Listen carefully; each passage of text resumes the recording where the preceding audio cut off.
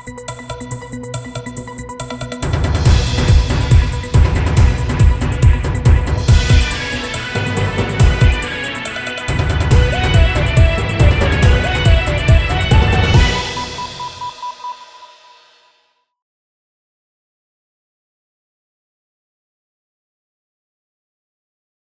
वालेकुम। Total health के साथ मैं हूं आपका होस्ट साद इकराम।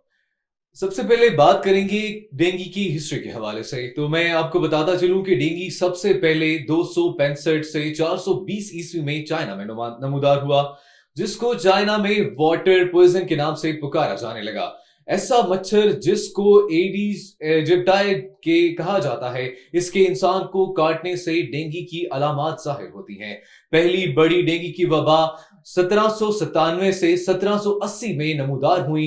कुछ आलमी नजर सानी के बाद पाकिस्तान का जिक्र अगर किया, पाकिस्तान में डेंगू की वबा 2010 में फैली, जिससे सबसे पहले ज्यादा डेंगू के केसेस लाहौर में देखे गए। डेंगू फीवर का पहला नाम ब्रेक बोन फीवर रखा गया। इसी डेंगू फीवर के हवाले से मजीद हमारी रहनुमाई के लिए हमारे साथ मौजूद हैं डॉक्टर साइमा रसूल। सबसे पहले तो बहुत शुक्रिया आपकी सेहत के शोबे में खिदमत के लिए और इस प्रोग्राम का हिस्सा बनने के लिए। सबसे पहले ये बताइएगा कि डेंगू बुखार क्या होता है और ये कैसे फैलता है। डॉक्टर साहब, थैंक यू आपकी इनविटेशन के लिए शो में। अगर हम डेंगू बुखार के बारे में बात करें कि क्या चीज़ है, ऐसी कैसे बीमारी है, तो इसमें ये एक मच्छर के काटने से फैलती है और इसमें इंसान को या जो भी मरीज होगा उसको शदीद बुखार होता है और इसके अलावा जो है जिस्म में दर्द महसूस होती है और एक मखसूस किस्म के मच्छर के काटने की वजह से जो है बीमारी फैलती है। मच्छर जो है जरासीम को इंसान के ब्लड के अंदर जो है ट्रांसमिट करता है, तो आहिस्ता आहिस्ता इन्फेक्शन जो है पूरे जिस्म के अंदर जो है फैल जाती है। ओके, मजीद इसमें हम ये कह सकते हैं कि डेंगू वायरस से मुतासिर होने की बुनियादी अलामात क्या है और मरीज को किन निशानियों पर तवज्जो देनी चाहिए। जी बिल्कुल, अगर हम देखें कि डेंगू बुखार में क्या क्या अलामतें मरीज को होती है, तो सबसे बेसिक अलामत ये है कि इसमें शदीद बुखार होगा जो अमूमन जो है 102 से ऊपर जाता है। इसके अलावा शदीद जिस्म में दर्द होगा।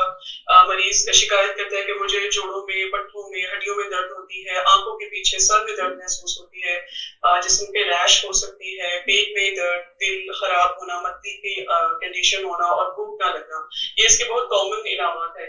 और जैसे जैसे ये बीमारी आगे सिवियरिटी की तरफ जाती है, कॉम्प्लेक्सिटी आती है इसमें, तो इसमें जो है वार्निंग साइंस जो है, डेंजर साइंस आना शुरू हो जाते हैं, जिसमें शदीद वॉमिटिंग, शदीद पेट में दर्द, नाक कान गले सुकून और जिस्म में जो स्किन है उसके बिल्कुल जिल्द के नीचे नीले धब्बे आना शुरू हो जाते हैं।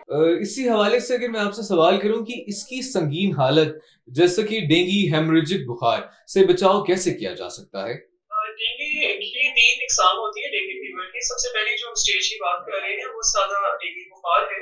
अगर वो ठीक नहीं होता और एक मरीज का इम्यून सिस्टम कमजोर होता है तो वो आगे बढ़ता बढ़ता जो है डेंगू हेमरेजिक फीवर में कन्वर्ट हो जाता है। और डेंगू हेमरेजिक फीवर जो है उसमें ना सिर्फ मरीज का जो है बुखार होगा, लेकिन साथ ही साथ उसको नाक कान गले सुकून और जिस्म के नीचे नीले धब्बे पड़ना शुरू हो जाते हैं। इसी हवाले से मजीद बताइएगा कि डेंगू मच्छर आमतौर पर कहाँ पाए जाते हैं और ये ज्यादातर किन इलाकों में फैलता है। डेंगू मच्छर जो है जिसको हम एडीज इजिप्टी कहते हैं, इसकी खास एक जगह होती है जहाँ पे इसकी अफजाइश होती है। सबसे ज्यादा इंपॉर्टेंट चीज होती है कि इसको समरी एनवायरनमेंट चाहिए। जब गर्मी होगी या जहाँ पे पानी खड़ा होगा या जहाँ पे ह्यूमिडिटी ज्यादा होगी, नमी ज्यादा होगी, वहां पे जो है इसके मच्छर के लार्वेज जो है वो कि जो है इसकी अफजाइश की जगह जो है वो नमी, गर्मी का होना और पानी का खड़ा होना। ये डेंगू साफ पानी में खड़ा होता है, ये तो आपने बताया, लेकिन ये भी बताइएगा इसके साथ साथ कि क्या डेंगू से बचाव के लिए कोई वैक्सीन मौजूद है, अगर नहीं तो हिफाजती तदाबीर क्या है। अभी पाकिस्तान में तो ऐसी वैक्सीन मौजूद नहीं है, लेकिन बाहर कुछ ऐसे एक्सपेरिमेंट्स हुए हैं जिससे एक वैक्सीन डेंगाविक्स के नाम से आई है, लेकिन उसे भी हम मैस लेवल पे उस पे काम नहीं हो रहा। उनको कुछ लेवल पे कुछ पेशेंट्स पे अप्लाई किया गया है, लेकिन उसको बड़े पैमाने के ऊपर उस पे अभी एप्लीकेशन का प्रोसेस जारी है अभी, लेकिन पाकिस्तान में इस किस्म की कोई भी वैक्सीन मौजूद नहीं। अगर हम कुछ बात आम लोगों की करें तो डेंगू के मरीज को घर पर क्या एहतियाती तदाबीर इख्तियार करनी चाहिए। अगर किसी पेशेंट को डेंगू बुखार हो गया है, अब वो घर पे मौजूद है, तो सबसे पहले उसको चाहिए कि वो अपने आप को नेक्स्ट किसी भी मच्छर के काटने से बचाए, ताकि कोई भी हेल्दी मच्छर अगर उसको काटता है तो उसके अंदर डेंगू जरासीम ना जाए और वो डेंगू जरासीम जो है आगे दूसरे घर के अफराद को मुतासर ना करे। एक तो वो मॉस्किटो रिपेलेंट लोशंस लगा के रखे, घर में कोशिश करे कि सेपरेट सोए, अपने ऊपर जो है मच्छरदानी का इस्तेमाल करे, अपने स्लीव्स जो है फुल पहने, कवर करके रखे अपने आप को। और जिस तरह से डॉक्टर ने उसको हिदायत दी है कि हर पेरिडोल 8 घंटे के बाद एक पूरी लेयर निकोल वाले पानी का इंटेक बढ़ाए, तो अगर वो इस चीज को फॉलो करता है तो वो फर्दर जो है दूसरे लोगों तक भी डेंगू वायरस को फैलने से बचा सकता है। इस हवाले से भी बताइएगा कि डेंगू के मरीजों की बर वक्त तशखीस और इलाज के लिए अस्पतालों और क्लिनिक्स में कौन सी सहूलियात मुयस्सर होनी चाहिए? अगर हम सरकारी अस्पतालों की या प्राइवेट सेटअप्स की भी बात करें तो उसमें सबसे कॉमन हमारे पास रैपिड टेस्ट है, डेंगू किट्स अवेलेबल है, फ्री ऑफ कॉस्ट है सरकारी सेटअप्स में स्पेशली। और वहाँ पे आप जाके जिसको लगता है रात को कि उनको डेंगू बुखार हो सकता है, वो अपने टेस्ट के लिए वहाँ पे जाएं, फ्री ऑफ कॉस्ट वहाँ पे टेस्ट होगा। और रैपिड टेस्ट है, आपके कुछ घंटे के अंदर रिपोर्ट भी आ जाती है।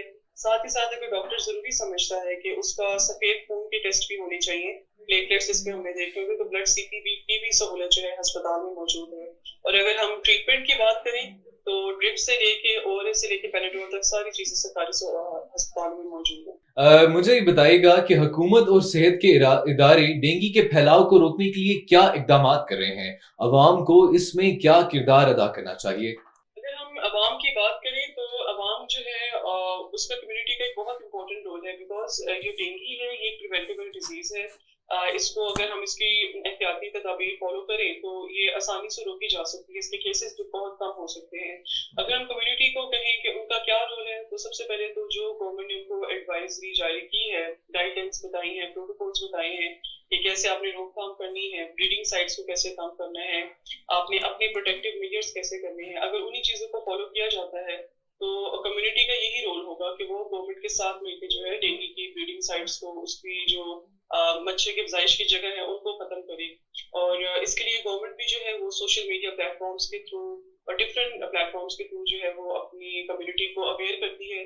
और कम्युनिटी का काम है कि जिस तरीके से उनको गाइड किया जा रहा है उस चीज को फॉलो करें, ताकि इसको मैक्सिमम से मैक्सिमम नंबर हम डेंगू कम कर सकें। इसके हवाले से आखिरी सवाल मेरा आपसे ये होगा कि इनफरादी सतह पर एक मरीज या एक जो आम शख्स है वो डेंगू से बचाव के लिए बाकी लोगों को कैसे रोक सकता है? अपना अगर उसको है तो वो बाकियों को कैसे रोक सकता है कि वो फैलाव से बचा जा सके, और वो खुद भी बाकी इसके अंदर कैसे अपना जो है इनपुट दे सकता है? अगर किसी पेशेंट को जिसको डेंगू बुखार है, अगर वो घर पे मौजूद है, तो सबसे पहले तो वो अपने आप को सेपरेट सोए, किसी दूसरे अफराद के साथ ना सोए, अपने एक जो है मच्छरदानी का इस्तेमाल करे, प्रोटेक्टिव कोई भी मॉस्किटो रिपेलेंट लोशन इस्तेमाल कर सकता है। जो एडवाइजरी उसको डॉक्टर ने जारी की है कि आपने ये प्रिस्क्रिप्शन के अकॉर्डिंग मेडिसिन लेनी है, पेरिडोल का इंटेक करना है, ओरस का इंटेक करना है, अगर वो उसको फॉलो करता है तो उसके उस डेंगू के मरीज से दूसरे घर के अफराद तक जो है डेंगू मच्छर वायरस जो है नहीं ट्रांसमिट हो सकता। क्योंकि इसमें ट्रांसमिट होने का भी रूट यही है कि अगर वो इन्फेक्टेड पर्सन जिसको डेंगू वायरस मौजूद है जिसके जिस्म के अंदर, अगर उसको कोई भी हेल्दी मच्छर काटता है तो उस हेल्दी मच्छर काटने से भी उसके अंदर अब जो है वो डेंगू वायरस चला जाएगा। अब अगर वो इन्फेक्टेड मॉस्किटो किसी घर के और अफराद को काटेगा तो उनमें भी जो है डेंगू वायरस जाने के खदशात हो सकते हैं।